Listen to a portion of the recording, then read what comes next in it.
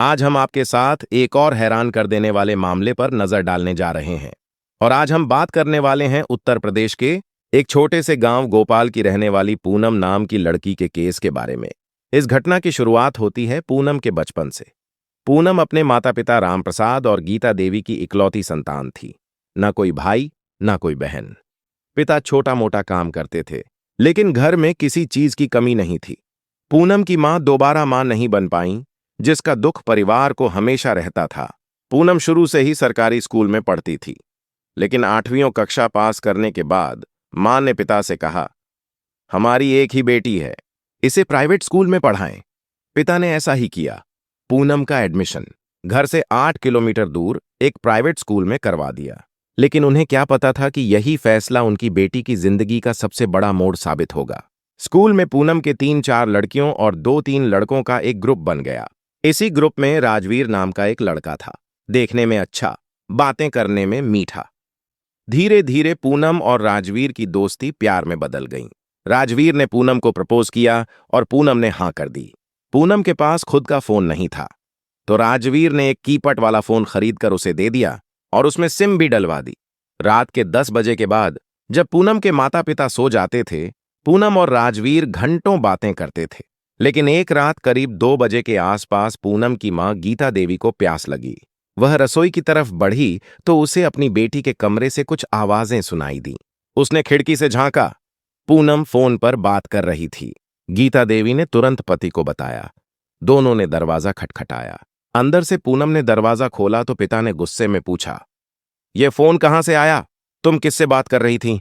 शुरू में पूनम ने इनकार किया, लेकिन थप्पड़ पड़ने के बाद उसने सारी बात मान ली। उसने राजवीर का नाम बता दिया। पिता ने अगले ही दिन पूनम का स्कूल बंद करवा दिया। लेकिन पूनम और राजवीर का प्यार इतना गहरा था कि वह चुपके से मम्मी पापा के फोन से भी बातें करती रही। फिर एक दिन राजवीर ने पूनम को प्रस्ताव दिया, दोनों घर छोड़कर कहीं दूर चलते हैं। शुरू में पूनम डरी, लेकिन राजवीर ने उसे मना लिया। मौका देखकर जब माता पिता बाजार गए थे, पूनम ने घर से पैसे और कीमती सामान निकाले, राजवीर को बुलाया और दोनों दूसरे शहर भाग गए। शाम तक जब पूनम वापस नहीं आई, माता पिता ने थाने में एफआईआर दर्ज करवाई। पुलिस ने राजवीर की लोकेशन ट्रेस की।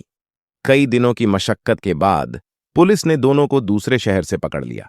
थाने में पूनम की उम्र चेक की गई। पता चला कि पूनम की उम्र अभी 18 साल नहीं हुई थी। राजवीर की उम्र 21 साल से ऊपर थी। पूनम अपने माता पिता से डर गई थी।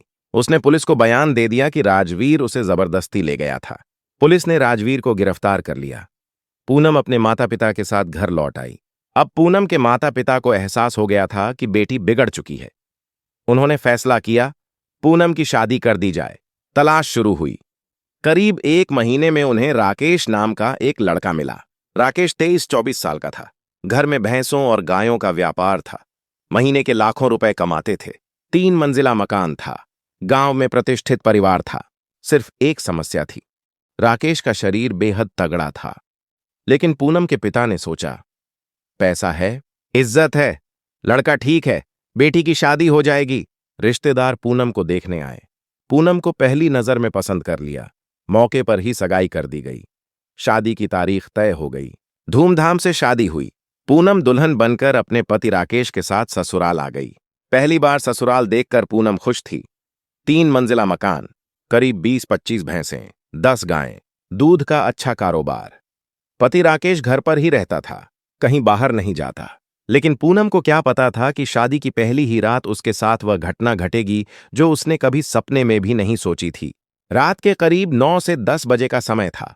पूनम ने घर के छोटे मोटे काम निपटाए। दूध और खाना लेकर वह अपने पति के कमरे में आ गई।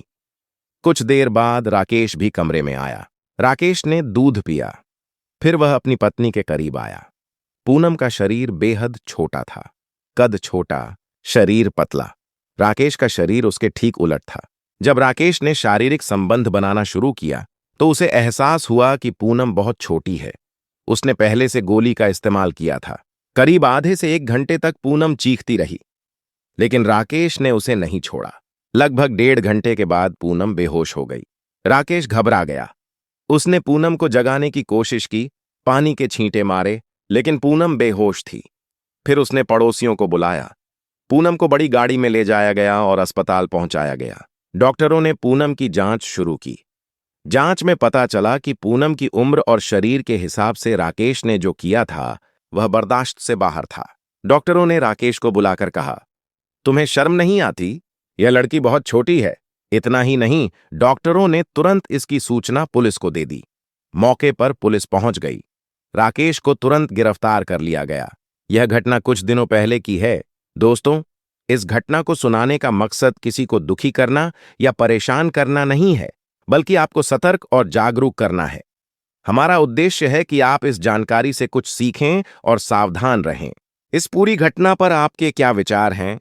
हमें कमेंट में जरूर बताएं। साथ ही आप इस वीडियो को किस शहर से देख रहे हैं, यह भी जरूर लिखें।